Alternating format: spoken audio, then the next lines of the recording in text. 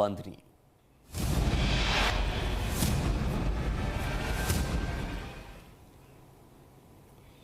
રાજકોટમાં આગકાંડના પગલે કોંગ્રેસનું બંધનું એલાન। એનએસયુઆઈ અને કોંગ્રેસના કાર્યકરોએ સ્કૂલ બંધ કરાવી। કાર્યકરોએ વિસ્ડમ સ્કૂલ બંધ કરાવી છે। સ્કૂલ બંધ કરાવતા પોલીસ બોલાવી।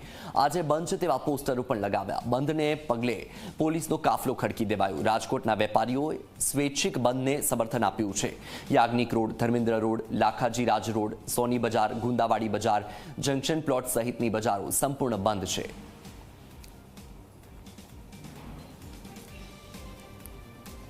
ટીઆરપી ગેમ ઝોન અગ્નિકાંડને આજે 1 મહિનો પૂર્ણ થયો છે અને કોંગ્રેસ દ્વારા રાજકોટ બંધનું એલાન છે તે આપવામાં આવ્યું છે। રાજકોટની વિસ્ડમ સ્કૂલ જે ચાલુ હતી ત્યાં એનએસયુઆઈના જે કાર્યકરો છે કે તેમના દ્વારા આજે આ સ્કૂલ છે તે બંધ કરવામાં આવી છે અને એક મેસેજ છે તે પાસ કરવામાં આવ્યો છે કે આજે તમામ લોકોએ સ્કૂલો છે તે બંધ રાખવાની। આપણી સાથે પ્રદેશ અધ્યક્ષ નરેન્દ્ર આજે કઈ રીતના વિરોધ?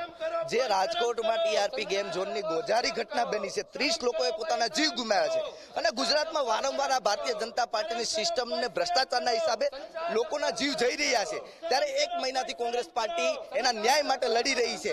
ત્યારે આજે એની માસિક પુણ્યતિથિના હિસાબે એને સાચી શ્રદ્ધાંજલિ મળે અને પીડિતોને યોગ્ય ન્યાય મળે તેના માટે કોંગ્રેસ પાર્ટીએ બંધનું એલાન આપ્યું છે અને એના બંધના એલાનના ભાગરૂપે આજે સ્કૂલ કોલેજો સંપૂર્ણપણે, આમ તો 95% બંધ છે રાજકોટમાં, પણ જે 5% સ્કૂલો ખુલી છે એને એનએસયુઆઈ અને યુથ કોંગ્રેસ અને કોંગ્રેસ બંધ કરવાનું કામ કરી રહી છે। ભાજપના આગેવાનો અને ગ્રાન્ટીનેટ સ્કૂલો હોય ઓફિશિયલ રજા નથી રાખી શકતા, એટલે અમે ગ્રાન્ટીનેટ સ્કૂલો એના સંચાલકોને વિનંતી કરી, રજા આપી છે અને શહેર ભાજપ પ્રમુખની સ્કૂલ છે એટલે અમે સંચાલકોને વિનંતી કરી છે। લોકોની માનવતાનો સવાલ છે, આમાં કોઈ પક્ષાપક્ષી કરતા રાજકોટના 27 લોકોની પ્રથમ માસિક પુણ્યતિથિ હોય તો તમારે માનવતા દાખવી જોઈએ અને શ્રદ્ધાંજલિ અર્પણ કરવી જોઈએ।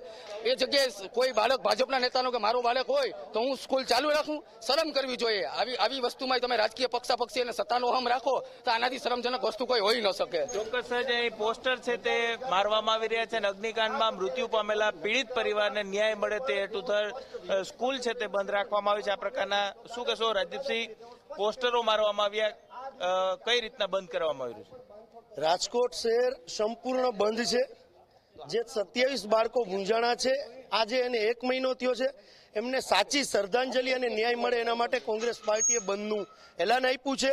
છેલ્લા 3 દિવસથી કોંગ્રેસ પાર્ટીએ બધી સ્કૂલોને વિનંતી કરી છે અને મેજોરિટી 70% સ્કૂલો બંધ છે અને જે ભારતીય જનતા પાર્ટીના આકાઓ છે જ્યાં જોડાયેલા છે, આ પણ ભારતીય જનતા પાર્ટીના આકા ક્યાંક જોડાયેલા છે એવી સંસ્થાઓ ચાલુ છે। આ સંસ્થામાં મુકેશભાઈ દોશી રાજકોટના શહેર બીજેપીના પ્રમુખ પણ જોડાયેલા છે, જેથી આ કોઈ રાજકીય નથી। શ્રદ્ધાંજલિ સ્વરૂપે 2 હાથ જોડીને વિનંતી કરવાની છે, એ વિનંતી કરી અને આપણે બંધ રાખવાની રિક્વેસ્ટ કરી છે અને સંસ્થા બંધ રહી છે। હવે પોલીસ છે તે પણ અહીં પહોંચી છે અને પોલીસ દ્વારા જે એનએસયુઆઈ અને કોંગ્રેસના જે યુથ કોંગ્રેસના જે લોકો છે કે તેમને અહીંથી ખસેડવામાં આવી રહ્યા છે। રાજકોટ શહેર ભાજપના પ્રમુખ મુકેશ દોશીની આ જે વિસ્ડમ સ્કૂલ છે કે તે અત્યારે બંધ કરાવવા માટે તેને એનએસયુઆઈ અને કોંગ્રેસના નેતાઓ પહોંચ્યા હતા, પરંતુ ત્યાં જે રીતના ચાલુ છે તે સ્કૂલ જોવા મળી હતી ને હવે આ સ્કૂલ છે તે બંધ કરાવવાનો પ્રયાસ છે તે કરાવવામાં આવી રહ્યો છે। ખાસ કરીને આજે પ્રથમ માસિક પુણ્યતિથિ છે અને પ્રથમ જે માસિક પુણ્યતિથિના દિવસે જ જે રાજકોટ શહેર બંધનું એલાન છે તે આપવામાં આવ્યું છે અને તે જ પ્રકારે રાજકોટમાં મોટાભાગની જે દુકાનો હોય, બજારો હોય તે બંધ છે તે જોવા મળી રહ્યું છે। ત્યારે શૈક્ષણિક કાર્ય પણ બંધ રહે તે માટેની અપીલ છે તે કરવામાં આવી હતી અને તે જ પ્રકારે આજે જે પણ સ્કૂલો ચાલુ હતી તે અત્યારે એનએસયુઆઈ અને પ્રદેશ કોંગ્રેસના જે નેતાઓ છે તેમના દ્વારા બંધ કરાવવામાં આવી રહી છે। કેમેરા પર્સન ઉદય પવાર સાથે ગૌરવ દવે, ઝી મીડિયા, રાજકોટ। કચ્છ ભુજના એસટી